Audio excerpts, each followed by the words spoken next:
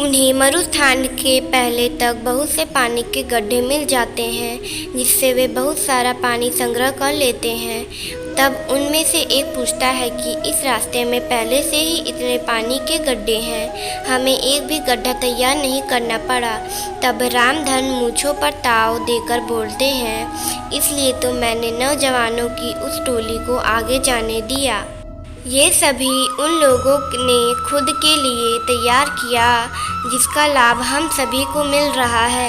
यह सुनकर टोली के विरोधी साथी खिंचवा जाते हैं और अन्य रामधन के अनुभव की प्रशंसा करने लगते हैं। सभी रामधन के कहे अनुसार बंदोबस्त करके और आराम करके आगे बढ़ते हैं। आगे बढ़ते हुए रामधन सभी को आगाह कर देता है कि अब हम सभी मरुस्थान में प्रवेश करने वाले हैं, जहाँ न तो पानी मिलेगा, न खाने को फल और न ही ठहरने का स्थान, और यहाँ बहुत लंबा भी है, उन्हें कई दिन भी लग सकते हैं। सभी रामधन की बात में हामी मिलाते हुए उसके पीछे हो लेते हैं। अब वे सभी मरुस्थान में प्रवेश कर चुके थे, जहाँ बहुत ज़्यादा गर्मी थी, जैसे अलाव लिए चल रहे हों। आगे चलते चलते उन्हें सामने से कुछ लोग आते दिखाई देते हैं। वे सभी रामधन को प्रणाम करते हैं और हाल चाल पूछते हैं। उनमें से एक कहता है, आप सभी व्यापारी लगते हो, काफ़ी दूर से चले आ रहे हो, अगर कोई सेवा का अवसर देंगे तो हम सभी तत्पर हैं। उनकी बातें सुन रामधन हाथ जोड़कर कह देता है कि भाई, हम सभी भले चंगे हैं, तुम्हारा धन्यवाद जो तुम सभी ने इतना सोचा।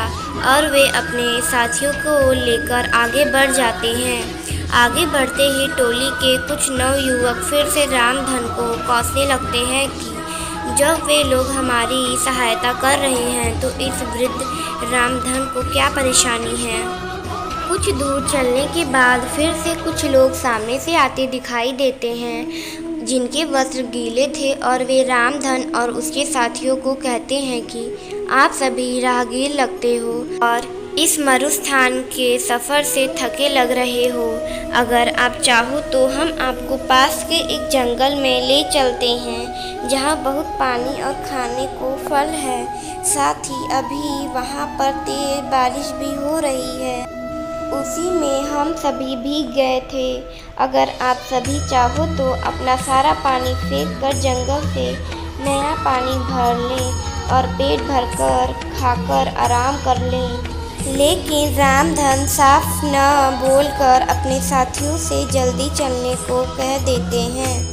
अब टोली के कई नौजवानों को रामधन पर बहुत गुस्सा आता है और वे उसके समीप आकर अपना सारा गुस्सा निकाल देते हैं और पूछते हैं कि क्यों वे उन भले लोगों की बात नहीं सुन रहे हैं और क्यों हम पर जुल्म कर रहे हैं। तब रामधन मुस्कुराते हुए कहते हैं कि वे सभी लुटेरे हैं और हमसे अपना पानी फिकवा कर हमें निसहाय करके लूट लेना चाहते हैं और हमें यही मरने छोड़ देना चाहते हैं। तब वे नवयुवक गुस्से में दांत पीसते हुए कहते हैं कि सेठ जी, तुम्हें ऐसा क्यों लगता है। तब रामधन कहते हैं कि तुम खुद देखो, इस मरुस्थान की कितनी गर्मी है, क्या यहाँ आसपास कोई जंगल हो भी सकता है। यहाँ की भूमि इतनी सूखी है कि दूर दूर तक बारिश न होने का संकेत देती है। यहाँ एक परिंदे का घोंसला तक नहीं तो फल फूल कैसे हो सकते हैं। कुछ देर आगे चलने के बाद उन्हें रास्ते में कई नरकंकाल और टूटी फूटी बैलगाड़ी मिलती हैं। वे सभी कंकाल गणपत की टोली के लोग के थे, उनमें से एक भी नहीं बचा था। उनकी ऐसी दशा देख सभी रोने लगते हैं, क्योंकि वे सभी उन्हीं के साथी थे। तब रामधन कहते हैं कि ज़रूर इन लोगों ने तुम्हारे जैसे ही इन लुटेरों को अपना साथी समझा होगा और इनका परिणाम यह हुआ। आज उन्हें अपने जीवन से हाथ धोना पड़ा।